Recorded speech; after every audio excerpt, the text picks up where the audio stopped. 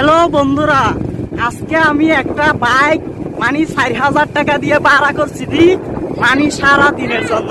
তো আমি এখন বাইকে চলতেছি। দেখেন ওই যে বেরিবানের মধ্যে যেটা একটা আমাদের এখানে বেরিবান আছে ওখানে। তো আমি দেখেন ভালো করে দেখেন বাইকে চলতেছি এখন। তো আমার অনেক খুশি লাগতেছে। আর আমার একটা স্বপ্ন, আমি বাইরে হতে চাই। বন্ধুরা সবাই আমাকে সাপোর্ট করবেন।